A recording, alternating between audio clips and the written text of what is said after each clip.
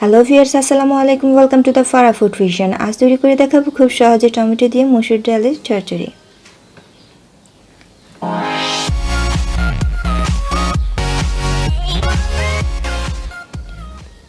চুলায় প্যান বসিয়ে দিয়েছি, 3 টেবিল চামচ রেগুলার তেল দিয়ে দিচ্ছি।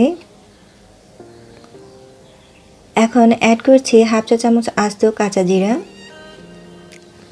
3 কোয়া বড় রসুন কুচি করে কেটে নিয়েছি, আর দিয়ে দিচ্ছি একটা ছোট পেঁয়াজ কুচি। এখন স্প্যাটুলা দিয়ে নেড়ে চেড়ে দেব কিছুক্ষণ। এখন অ্যাড করছি 1 কাপ মসুর ডাল ভালোভাবে ধুয়ে পরিষ্কার করে নিয়েছি, ঠিক এভাবে। এখন প্যানে ঢেলে দিচ্ছি। স্প্যাটুলা দিয়ে কিছুক্ষণ নেড়ে চেড়ে দেব। পরিমাণ মতো খাবার লবণ দিয়ে দিচ্ছি।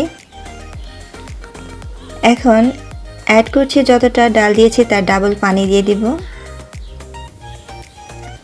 2টা কাঁচামরিচ ফালি করে কেটে নিয়েছি, ঢেলে দিচ্ছি। ঝালের পরিমাণটা আপনারা আপনাদের স্বাদ বুঝে দিবেন।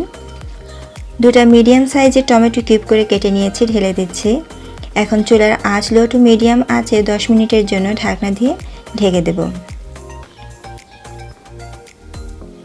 10 মিনিট পর পরিমাণ মতো হলুদ দিয়ে দিচ্ছি। আরও 5 মিনিট জাল দেব।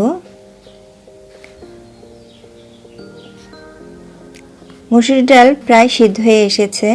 স্প্যাটুলা দিয়ে টমেটো ম্যাশ করে দেব। ডাল চচ্চড়িতে ডাল বেশি গলে না যায় সেদিকে লক্ষ্য রাখবেন। এখন ধনেপাতা কুচি ছড়িয়ে দিয়েছি এক্সট্রা ফ্লেভার ও টেস্টের জন্য। ডালের পানিটা শুকিয়ে আসলেই নামিয়ে ফেলব।